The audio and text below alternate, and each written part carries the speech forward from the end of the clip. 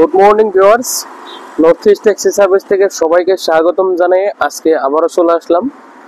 তো গাইস, আজকে আমি যাচ্ছি অরুণাচল প্রদেশের তাওয়াংয়ে। তো 7 দিনের ট্যুরে। তো অলরেডি বলেছিলাম আমি কিন্তু মানে কিছুদিন আগে একটা ভিডিওতে যে 7 দিনে হাতে নিয়ে চলে আসুন, সেরকম ভাবে একটা ভিডিও বানিয়েছিলাম। তো সেই অনুযায়ী বুকিং পেয়েছি।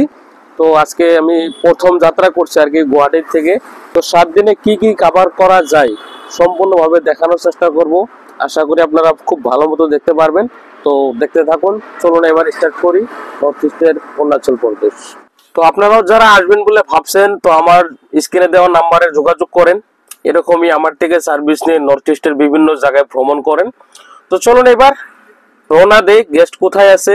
গেস্ট আছে আমার মানে লোকেশন থেকে আরো 11 কিলোমিটার দূরে, গুয়াহাটির পল্টন বাজার বলে একটা জায়গা আর কি। জানেননি কম বেশি সবাই, পল্টন বাজার বলতে সবাই চিনেনি। তো সেই পল্টন বাজারে একটা হোটেলে আমার গেস্ট আছে। তো সেই হোটেল থেকে গেস্টকে পিক আপ করবো, তারপরে চলবো। আজকে থাকবো কোথায়? শেরগাঁওয়ে। আজকে শেরগাঁওয়ে থাকবো। তো শেরগাঁও পাওয়ার আগে আগে কি কি সাইটসিং পরে মানে যতটুকু সম্ভব হয় দেখানো, তো বিস্তারিত ভাবে দেখানোর চেষ্টা করব। তো আপনারা আসুন, আপনাদেরকেও এই সুবিধাটা এরকম ভাবে যাতে বিশেষ করে যারা নর্থ ইস্টের অরুণাচল প্রদেশের তাওয়াং ফুল সাইট সিং করতে চান, তারাও কিন্তু এইরকম 7 দিন হাতে নিয়ে চলে আসবেন। কারণ 7 দিন হাতে নিয়ে চলে আসলে খুব ভালো মতো সাইট সিং করতে পারবেন। আমিও চাই যে আপনারা নর্থ ইস্টের অরুণাচল প্রদেশে যারা ঘুরতে আসবেন, যে আনন্দটুকু নিয়ে আপনারা আসবেন, যাতে ওর থেকেও ডাবল আনন্দ নিয়ে চলে যেতে পারেন।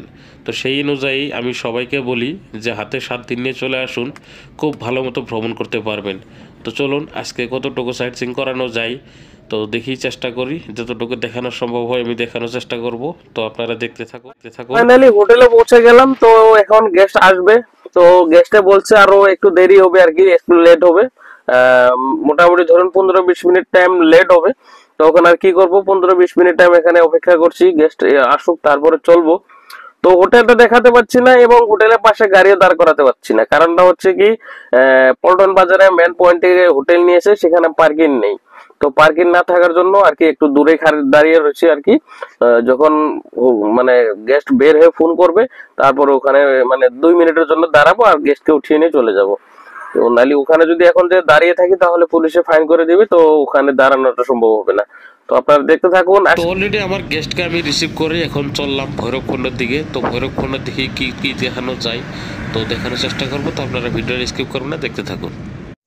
তো কিছুক্ষণ আসার পরে আমার গেস্টের মানে ছোট ছোট দুটো বাচ্চা আছে। তো সেই বাচ্চা দুটোর একটু অসুবিধা হয়েছে, মানে বমি বমি ভাব হয়েছে। তো এর জন্য গাড়িটা দাঁড় করে দিলাম যে একটু হেঁটে বেড়াক, হেঁটে বেড়ালে যেহেতু বমিটা কেটে যাবে, তার জন্য একটু রেস্ট করলাম। তো চলুন এখন চলবো আমরা ভুটানের দিকে। তো গাইস, ফাইনালি ভুটান বর্ডার তো যেতে পারলাম না, কারণ হচ্ছে কি ভুটান বর্ডারে অনেক ভিড় হয়েছে, মানে অনেক লম্বা লাইন হয়েছে। এর জন্য আমার গেস্ট বললো যে এত সময় নেই, তো এর জন্য যাওয়া হলো না।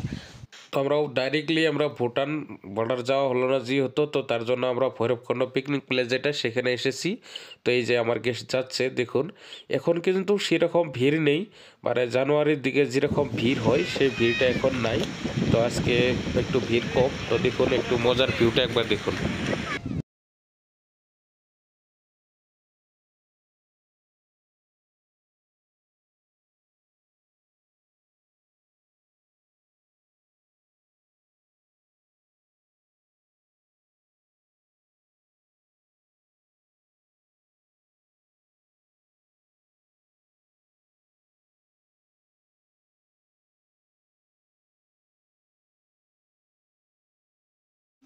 তো এখন আমরা চলবো এখান থেকে লাঞ্চ করার জায়গাতে। তো লাঞ্চ দেখি কোথায় পাওয়া যায়, তো লাঞ্চ করতে যাব। কারণ এখানে বেশি সময় দাঁড়িয়ে তো লাভ নেই, এখানে যে ভিউ পয়েন্টটা দেখার ছিল তো আমরা অলরেডি দেখে নিলাম। তো আপনারাও একবার দেখে নিন। কিন্তু জানুয়ারির সময় যদি এখানে আসেন, একবার দেখতে পারবেন কীরকম ভিড় হয়। তো দেখুন, এই তাই আমার গেস্ট দেখছে, ঘুরছে তারা। তো এখন আমরা চলবো লাঞ্চের দিকে। তো চলুন দেখতে থাকুন। তো ভৈরবকুণ্ড যেটা পিকনিক প্লেস সেটা একটু দেখানোর চেষ্টা করছি, সেটা দেখলাম। দেখে এখন আমরা চলে আসলাম মানে লাঞ্চ করতে।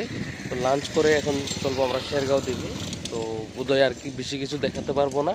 তো আজকের ভিডিও বোধহয় শেরপুর পর্যন্ত শেষ হবো। তো আমরা আছি এখন এই যে রাইনো রিসোর্টে। তো রাইনো রিসোর্টে এখন লাঞ্চ করবো। রাইনো রিসোর্ট থেকে লাঞ্চ করে এখন চলে যাবো। রিসর্টটাও কিন্তু সুন্দর একটা ভালো প্লেসে বানিয়েছে, দেখার মতো সেই ভালো লাগে আর কি আমার কাছে। আশা করি আপনাদের কাছেও ভালো লাগবে। তো চলুন একটু ভিতরে দেখানোর চেষ্টা করি। তো ভিতরে একবার দেখে নিন কীরকম। দেখুন এটাই রাইনো রিসর্টের গেট আর কি, এটাই রিসর্ট। তো এখানেই রেস্টুরেন্ট আছে, এখানেই লাঞ্চ করার সুবিধা। তো পিছের সাইডটা একবার দেখুন, মজার ভিউ কিন্তু ভালো লাগে। যারা মানে ভৈরবকুণ্ড দেখতে আসবেন আশা করি এই রিসর্টে একবার ভিডিও দেখতে যাবেন, খুব ভালো ভিউ পয়েন্ট দেখতে পারবেন। তো গাইস লাঞ্চ করে এখন আমরা চললাম শেরগাঁওর দিকে। তো আজকের ভিডিও আমার এই করি, আবারও দেখা হবে নতুন নতুন ভিডিও।